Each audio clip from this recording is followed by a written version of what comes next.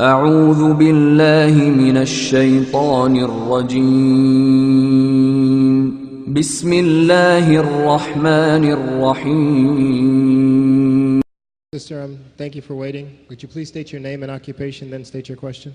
I'm Sakina D'Souza, and I'm a Catholic. I believe Brother Yusuf was a Catholic before. I would like to ask him the simple question. He was brought up like a Catholic, but what made him change? Doesn't he believe that the Messiah is true, or did he ever feel that the Catholic religion, has not brought up any Messiah and the Bible is false? I would like to just know what that means, because he said he was a Catholic before and now he has become a Muslim. What made you change? What was that storyline before? Doesn't he believe that there is a Messiah, or the Messiah had come, saved us, died on the cross? Thank you very much for a good question. I hate to disappoint you, but I wasn't a Catholic. But I was with a Catholic priest the night that he accepted Islam. And I asked him these questions you asked me.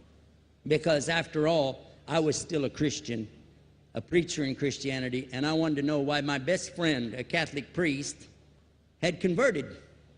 That's a pretty weird thing. A Catholic priest is not like a regular preacher in the Protestant religion. A Catholic priest has given up everything.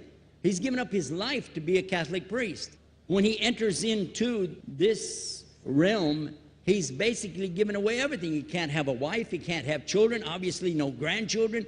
He has no home, he just lives in a rectory or wherever they give him a place to stay. And he's sent wherever they tell him to go, do whatever he's told to do, and that's it. And he cannot disobey the Pope, otherwise they can kick him out of the religion, and if they do, he's excommunicated and he goes to hell forever. So how would a person like this want to become one of those Muslim terrorists? That's what I wanted to know. He explained in a very few beautiful words something that I came to learn for myself. He said that he was sincerely in the Catholic religion because he believed in God, that he had studied, his degree was in theology, and a part of the teaching that they as priests have is to study Islam. Every priest is forced to study Islam. Now you may not know that, but you can ask your priest and he'll confirm it. And when you study Islam, even when Islam is taught to you by somebody who hates Islam, as long as they don't corrupt it too far, you can still see the truth in Islam. A classical example happened to me just recently when I was in Saudi Arabia. A friend of mine, very old copy of one of the first Qurans ever translated to English by George Sale. George Sale hated Islam, he hated the Muslims, but when he translated the Quran to English, he was true to the text of the words. Although maybe not getting all the meaning, he certainly was true to the text of the words. I was shocked when I read it. Have you seen it? You know what I'm talking about? Amazing. And listen to this. George Bernard Shaw, for instance, is one of many, a long list of people who read this and realized the truth of Islam. When people see the truth of Islam, it can change them if they want to be guided. If they want the truth, it can change them. You might think, I'm a Catholic, I'll never be anything but a Catholic. But I'm going to ask you a question, and I want you to be honest. This is not for you to, start a debate, but just be honest. Was Jesus a Catholic?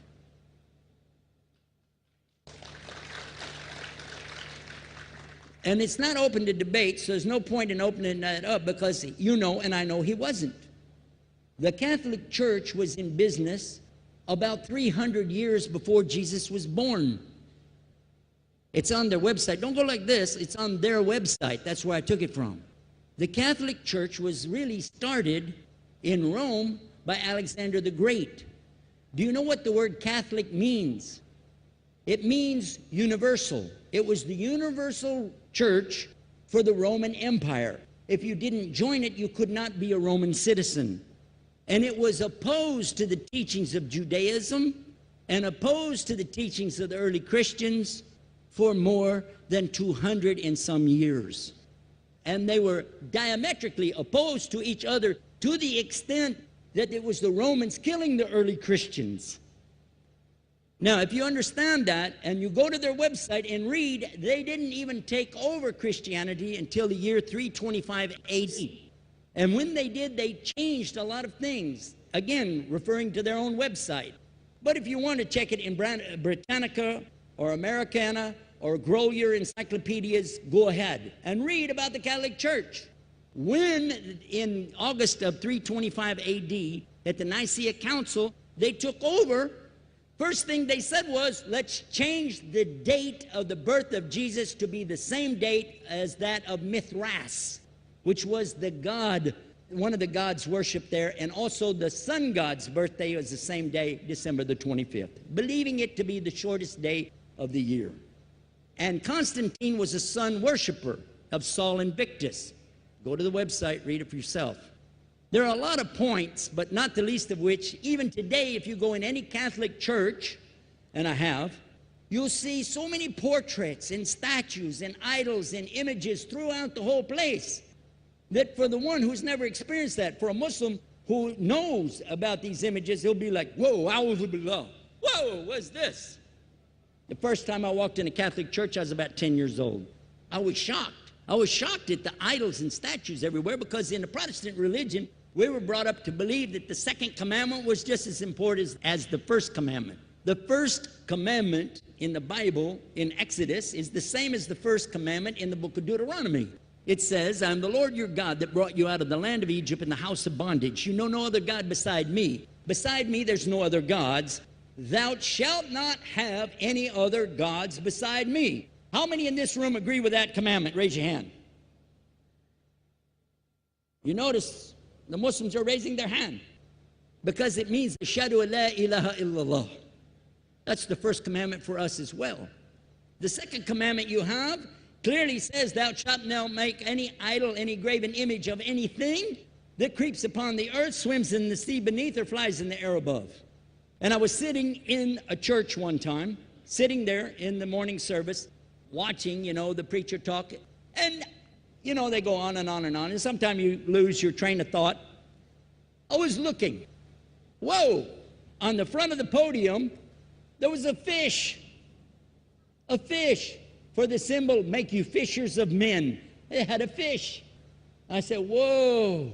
Then I looked up above his head at the big stained glass window, and it had a dove, and he had the olive branch in his mouth. The dove is flying, the bird, I said, whoa.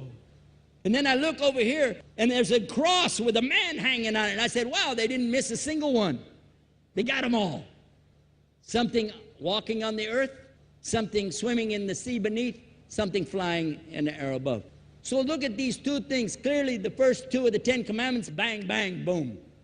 Because if you said God is more than one, where did you get it from? When Jesus is talking to his own companions and they ask him, what's the greatest commandment? Mark 12:29. Clear.